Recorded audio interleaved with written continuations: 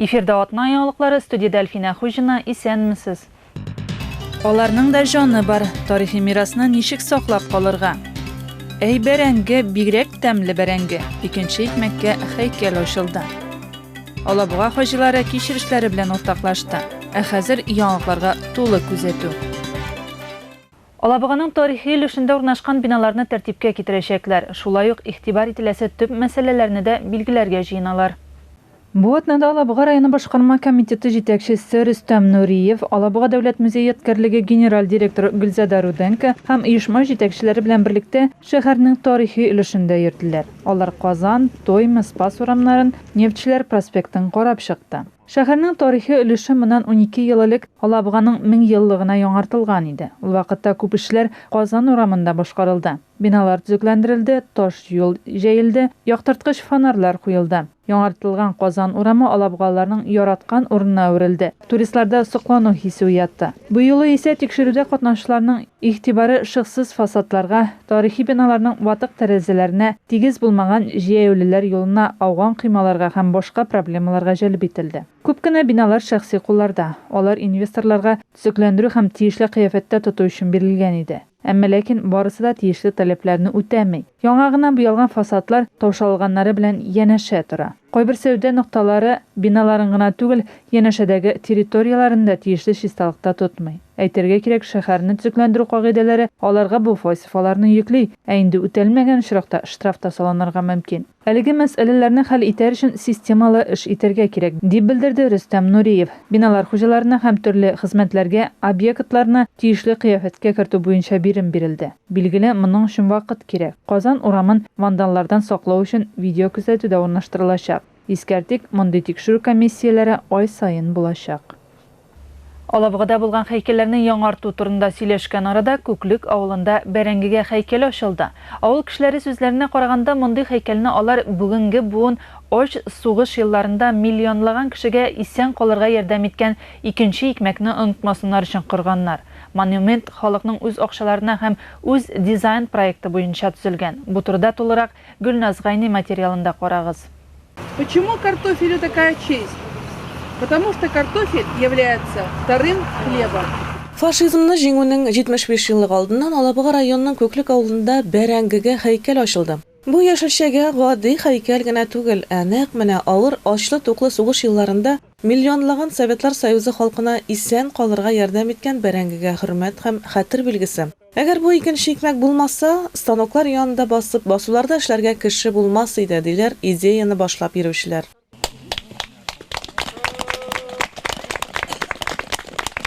Беренче булып һәйкәл ачу хөрмәтен тыл хезмәтчәннәренә бирделәр. Нәкъ менә алар сугыш вакытында эшегән бәрәңгенең фронтны туендыручы хатын-кызлар һәм балаларның төп ризыгы булуын тәгаен белә дә инде.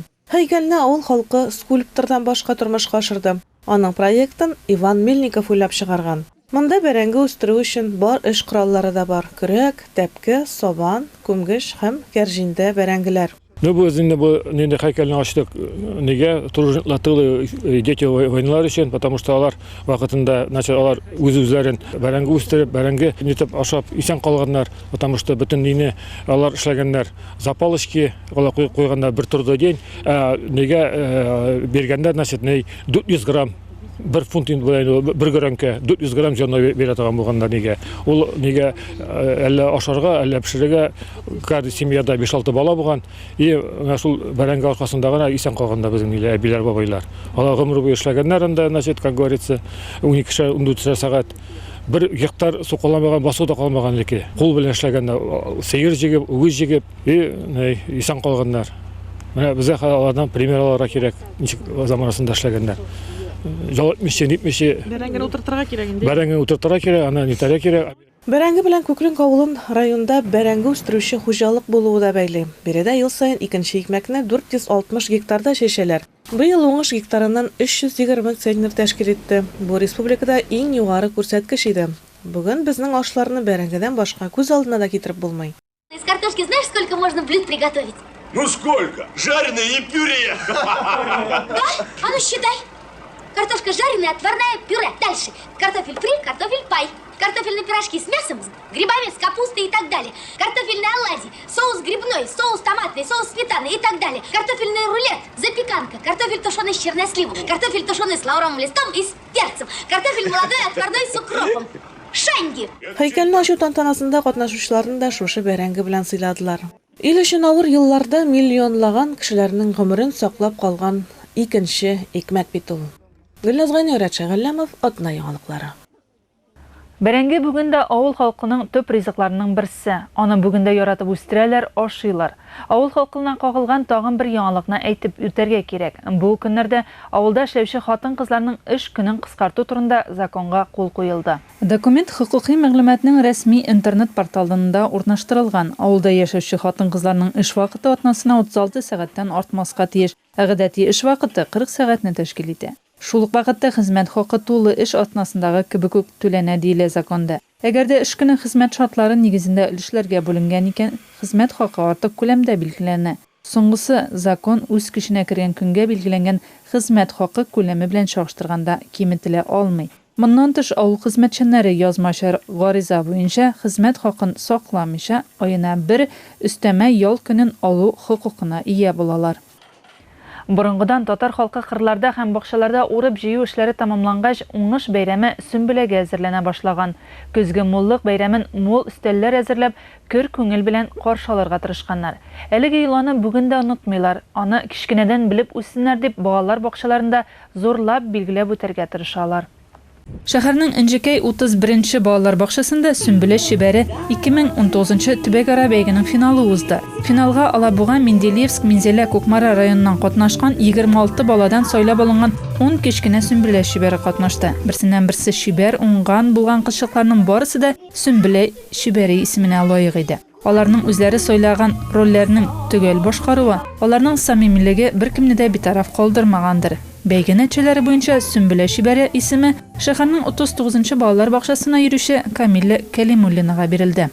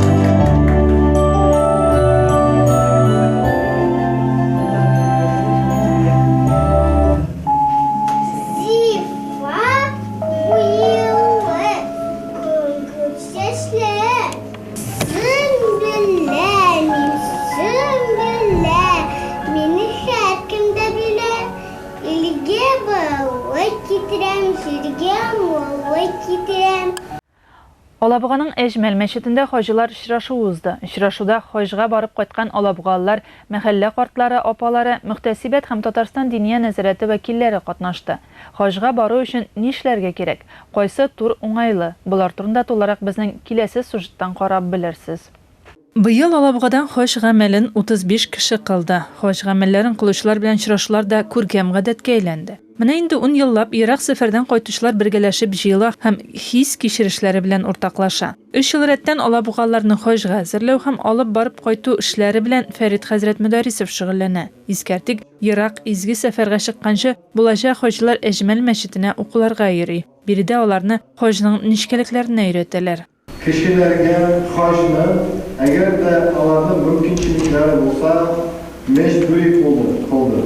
وَمَنْ كَفَرَ Ekim indi şunu inkar ite, فَاِنَّ اللّٰهَ غَنِيٌّ عَنِ O şartta Allah subhanahu wa ta'ala bütün alemlerden de muhtaçtır, kirege.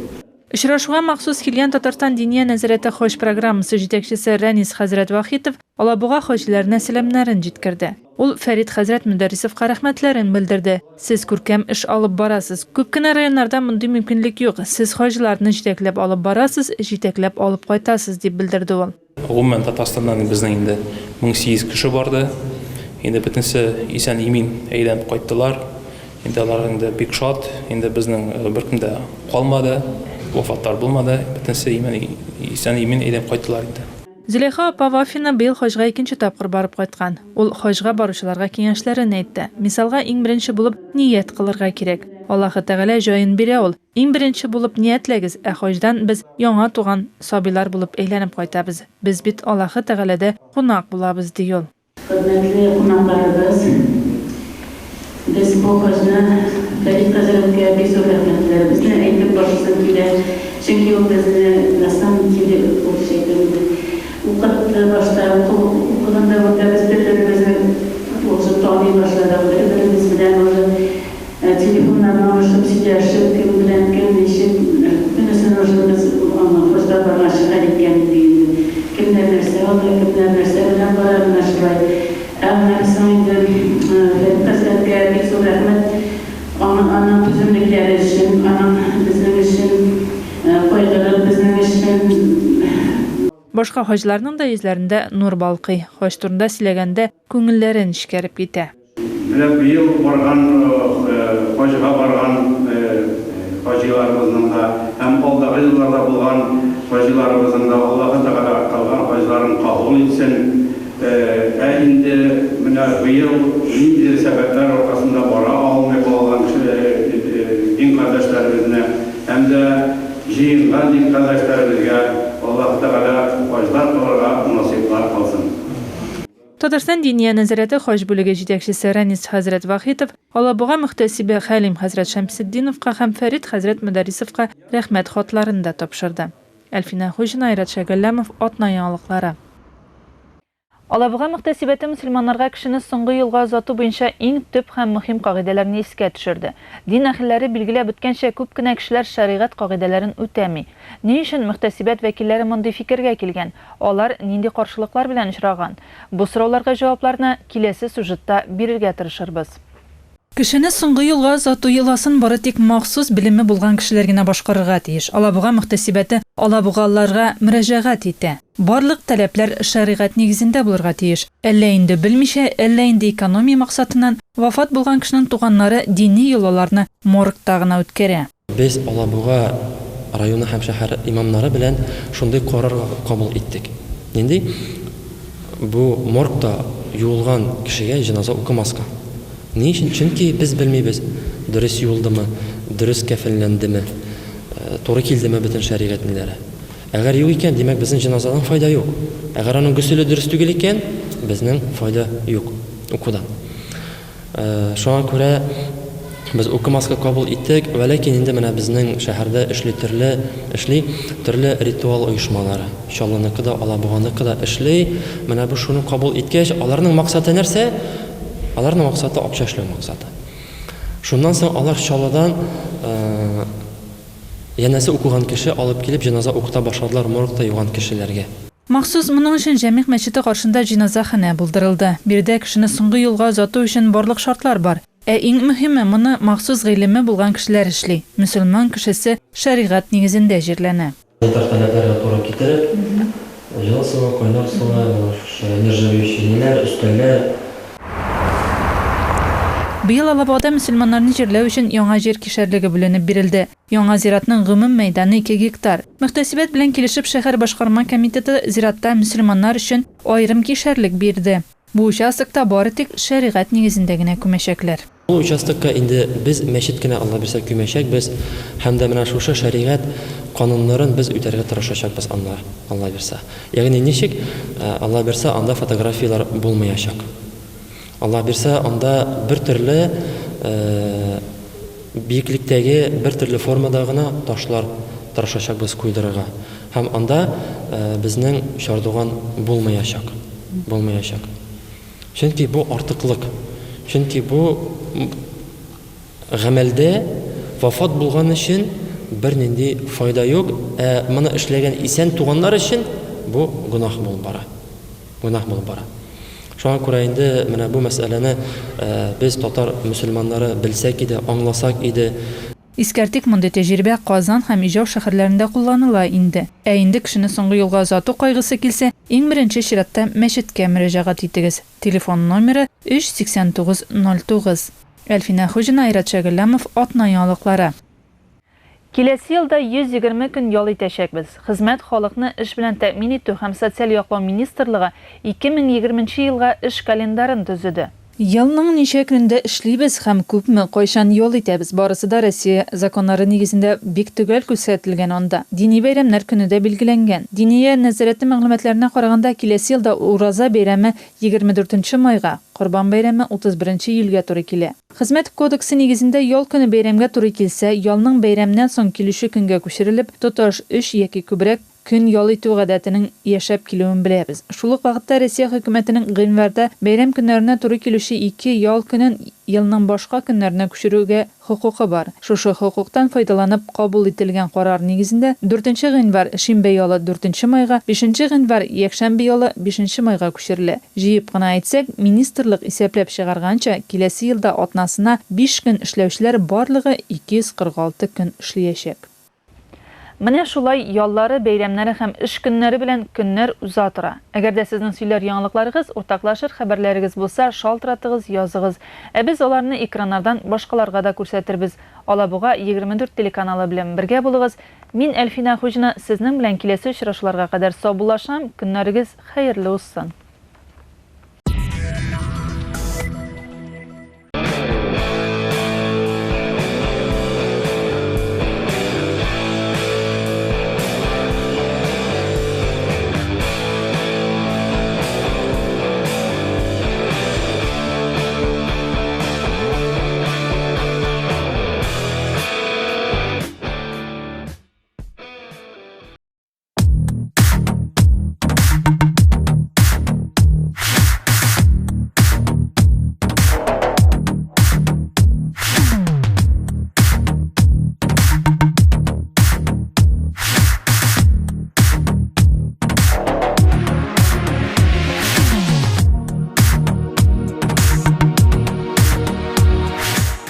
Пришло время менять резину. Но только в этот раз все будет быстрее и проще, чем обычно. Экономь свое время с интернет-магазином «Колеса даром». Все шины, диски и автотовары в одном месте. колесадаром.ру. Город Елабуга, проспект Нефтяников, дом 4. Телефон 8 987 238 51 11.